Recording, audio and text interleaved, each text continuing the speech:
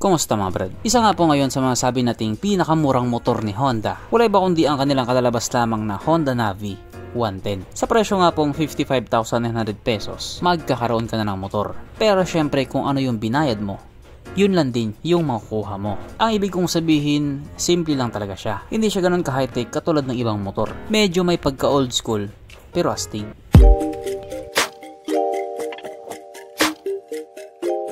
Pero syempre bago tayo magpatuloy, kung bago ka pa lamang napadpad dito sa aking walang kwentang channel, huwag ko lang subscribe.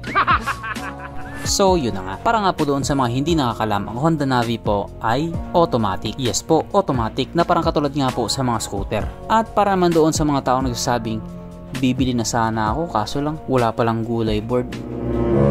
Tamang-tama kasi meron po isang motor si Honda na may gulay board na kaparehas nga po ng specs kay Honda Navi. Ito nga po ang isa pang motor ni Johnny Bravo na Honda Dio 110.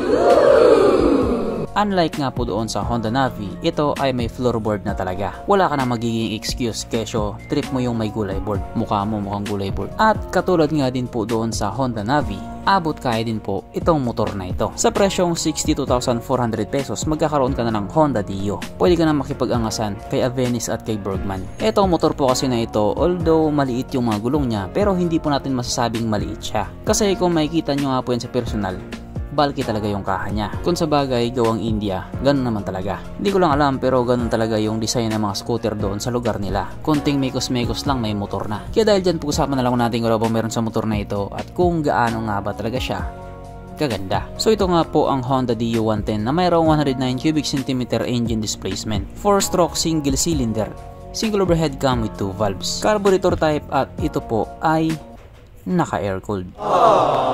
Panis yan sa Honda Click 125. Pagdating naman po sa kanyang power, ito may merong 7.8 horsepower, 7,500 RPM, 8.9 Nm of torque at 5,000 RPM. At ayon nga po sa mga taong nakagamit sa motor na ito po ay kayang tumakbo sa bilis ng 90 kilometers per hour. Pero sa ibang bansa nga po, 80 lang talaga yung top speed nila. Syempre, ibang usapan talaga pag Pinoy na nakasampa.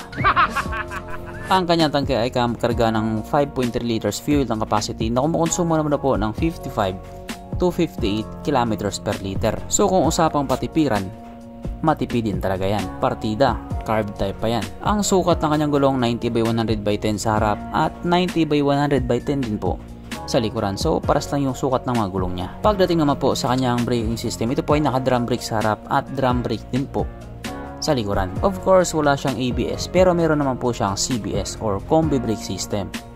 So paras talaga sila ni Honda Navi. Ang kanyang seat ay tumitaas na 765mm at 158mm naman ang kanyang ground clearance. At ang motor nga po na ito ay may kabuuang bigat na 104 kg. So sakto lang din yung bigat niya. Mapunta naman po tayo sa iba po niya mga features. So ang ilaw nga po sa motor na ito, naka-halogen pa din po. At bulb type naman yung kanyang mga signal lights. Pero sa ngayon wala nang problema yung ganyan. Madali na lang gawa ng paraan yan. Ang kanyang gauge panel ito nga po ay naka-analog. Pero okay lang naman yun. At hindi rin po ito naka-smart key. Di susi pa din yung gamit sa kanya. Pero ang kagandahan nga din po dito sa motor na ito, meron po siyang kickstart. At nandito na nga po tayo sa exciting na part, ang kanyang mga suspension. So sarap ang bahagi nga po, ito ay ginamitan ng telescopic fork. At sa likuran naman ito po ay gumagamit ng single shock absorber na ayon nga po sa mga taong nakagamit sa motor na ito, maganda ang bounce.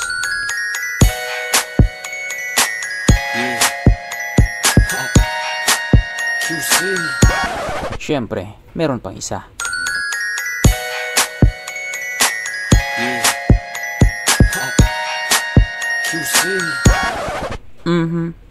Panigurado. Wala na namang nalungkot. At dahil wala nga pong nalungkot, alamin na po natin kung present nga ba sa motor na ito yung tatlong pinaka-importanting features. So, una na nga po dito, ang kanyang lagayan ng istalyon. At nakakalungkot mang sabihin, wala siyang ganon. Wala siyang lagayan ng istalyon. Pero, meron po siyang sabitan ng pulutan. At oras na nga po para sa ating Red Horse Check, ang pinaka-importanting feature sa isang motor. At ayon nga po sa aking masusing pag-aanalisa, ang motor na ito ay kayang magkarga ng 2 kahong Red Horse.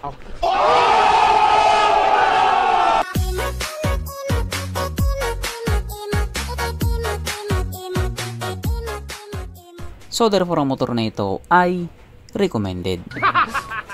Katulad nga po na sinabi ko kanina, ang presyo nga po nito ay 62,400 pesos. Kaso lang sa ngayon, hindi ko sure kung finish out na ba siya ni Honda kasi wala na siya sa listahan doon sa website nila. Si Honda Navi yata yung pinalit. Pero still available pa din naman siya sa ibang mga motorcycle dealer. Kaya kung trip mo din itong motor na ito, pabili ka na sa mama mo. So hanggang dito na lang muna tayo mga brad. Kung may gustong sabihin or gustong idagdag doon sa mga sinabi ko, mag-comment ka na lamang sa baba. Okay, bye.